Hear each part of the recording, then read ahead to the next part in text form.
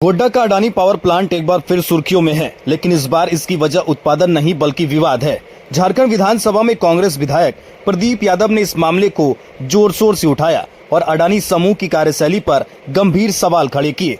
यादव का आरोप है कि अडानी समूह को फायदा पहुंचाने के लिए तत्कालीन भाजपा सरकार ने न सिर्फ कानूनों में बदलाव किया बल्कि किसानों के हक पर खुलकर डाका डाला। उन्होंने सदन में खुलासा किया कि किसानों को मिलने वाले मुआवजे की दर को 26 लाख रुपए प्रति एकड़ से घटाकर महज 3 लाख रुपए प्रति एकड़ कर दिया गया। पहले जो तत्कालीन वहाँ डीसी थे 2014 में पत्रांक 264/6/2014 को उसके दाम तय हुए औसतन 25 से 26 लाख पर एकड़, यानी मुआवजा मिलता है 1 करोड़। अध्यक्ष महोदय आनन फानन में उसकी बदली हुई, सरकार में बताएगा इन चीजों को। फिर एक ऐसे उपायुक्त को भेजा गया जिनकी जिक्र कर रहे थे, उन्होंने एकाएक 25-26 लाख से घटा करके 3.25 लाख रुपया पर एकड़ कर दिया, और वो 10/11/2015 को।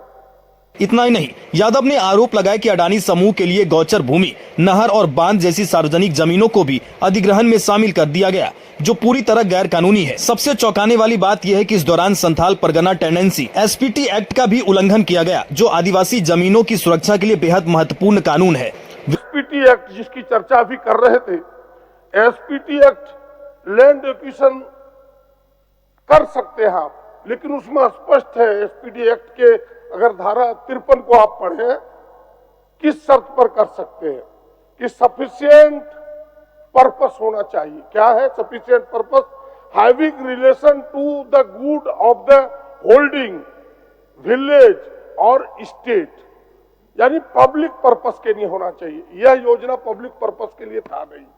यह अडानी केवल अपने जेब भरने के लिए, पूरी बिजली विदेश भेजने के लिए, यहाँ एसपीटी एक्ट का खुल्लम खुल्ला उल्लंघन हुआ। क्या सरकार इसे मानती है कि नहीं?